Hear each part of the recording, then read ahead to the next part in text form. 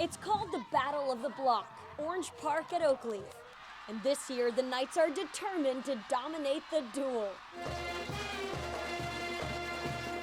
They were off to a pretty rockin' start with 2 touchdowns in the second quarter. And they have a ton of support on the sidelines and in the stands. These are the Nightmares, and they're pretty intimidating. Watch their rendition of a roller coaster.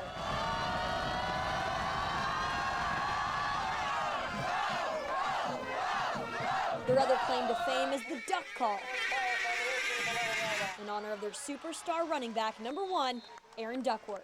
We've all grown up with him. He's played football for the high school for all 4 years since a freshman. He's in the senior class with us. He's going to University of Alabama at Birmingham. We support him 100%. He's been here for us 100%.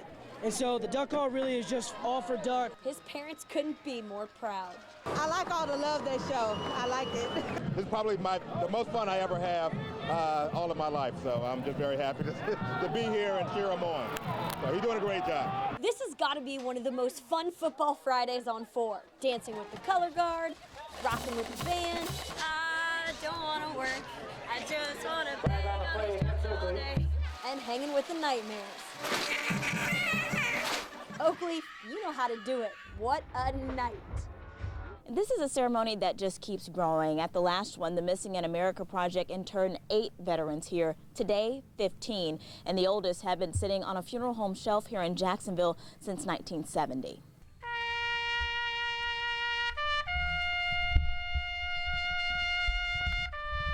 Taps. A 3-volley salute. All part of a long overdue military funeral for these 15 veterans and 5 family members. Their cremated remains had been sitting on funeral shelves in Jacksonville unclaimed until now. I was kind of shocked, just didn't understand it. James Lucas's father was one of the veterans honored. He and his brother Michael were 21 and 13 respectively when their father, a World War II Army veteran, passed. They thought family members who handled the funeral had his remains. I didn't realize his ashes had been left. We were young when he passed. And we're just so glad that they have this program to do this. They joined other family members, veterans, and others in the community to pay tribute to these 20 whose service ranged from World War I to Vietnam. It's the second call to honor ceremony in Jacksonville put on by the Missing in America Project. The service started here at the Hardish-Giddens Funeral Home on Normandy Boulevard. Hardish-Giddens worked with the Missing in America Project to find all the veterans honored here. They originally provide us with a list of 565 unclaimed remains. Now, not all of those are veterans, but that's what our job is to do as Missing in America Project volunteers, is to look through the paperwork and locate the veterans. The result, a final and fitting resting place for our country's forgotten heroes. And the rockets rattling, the bombs bursting in air. And for their families, a chance for closure, respect, and honor. It means a lot. It's been a special day that I'll never forget. You know, to see all these people turn out to recognize his service and and his sacrifice. And the Missing in America Project says they plan to have 3 more ceremonies like this one just this year. The goal is to check every funeral home here in Jacksonville and eventually Florida to check for the unclaimed remains of veterans. At Jacksonville National Cemetery, Kumasi Aaron, Channel 4, the local station. The deadly crash on the west side. And Marcus, what can you tell us? Well, Melanie, Jen, officers just put up this crime scene tape here blocking off the area where this accident happened. You can take a look here behind me. This is West Beaver where that accident happened, and you can see a lot of police activity here as the investigation is continuing. We just did learn that a person was hit and killed by this accident.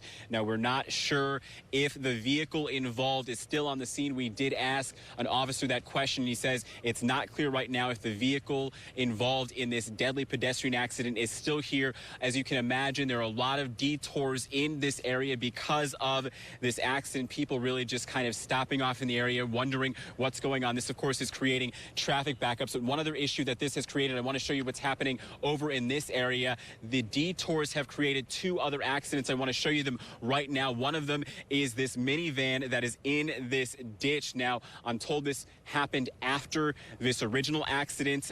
The driver of that minivan tells me that he's okay. I happened to speak with him just moments ago. He looked like he was just fine.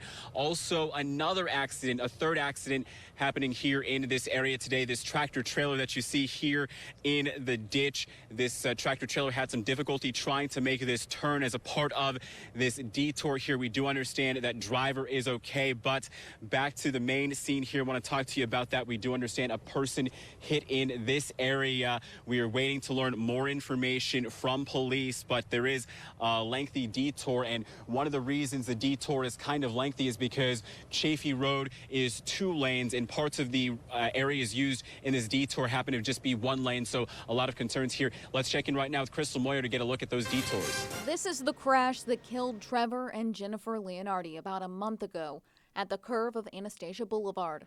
John Reagan, St. Augustine's city manager, says the city commission passed a resolution last week to formally ask the Florida Department of Transportation to do a traffic study at this curve.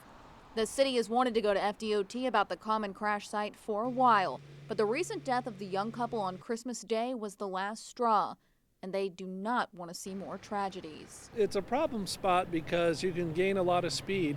We decided to go over to the curve to see for ourselves just how dangerous it is. This is what the curve looks like right now. There's several yellow signs indicating that there's a sharp turn ahead, as well as a sign saying that you should take the curve at 30 miles per hour. The firehouse right by the curve has been beat up several times by drivers who don't pay attention to the many warnings already at the curve. There's been several wrecks that's hit the station at different parts of the station, and probably a guardrail would help us more so than anything else. Hamilton admits it's a little scary knowing someone could crash through the fire station at any time.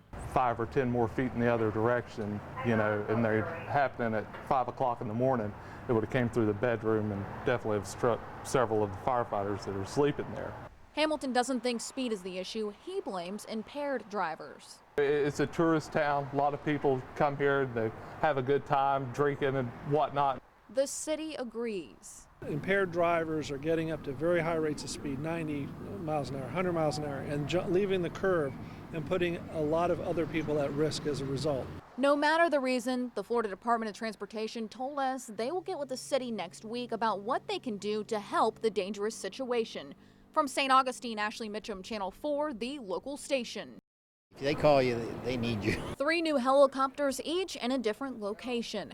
One will be stationed in St. Augustine, another in Yulee, and another in Lake City. All to save time in getting the people who live in those cities to Shands. Paramedics say Northeast Florida is lucky to have these new helicopters because in a trauma situation, every second counts. Because you know that you're going to get the best care possible.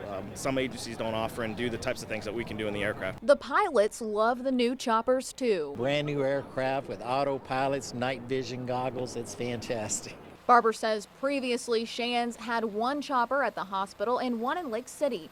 But it makes more sense to have them stationed in communities farther away from Shands Jacksonville because it saves a trip, which saves time, which saves lives. This is one of the new helicopters. The speed of this chopper is what makes the difference between life and death. Especially now that Orange Park is no longer a trauma center, St. Augustine residents will need to get to Shands quicker than what they were by ambulance. Rookie paramedic Michael Austin says he's honored to get to be a part of Trauma One. Being able to provide that level of care for those patients and knowing that you make a difference really makes me want to come to work every day. This does mean Shands will not have any helicopters stationed at the hospital, but the hospital says people living in Jacksonville will still get to the hospital in plenty of time by ambulance. Ashley Mitchum, Channel 4, the local station.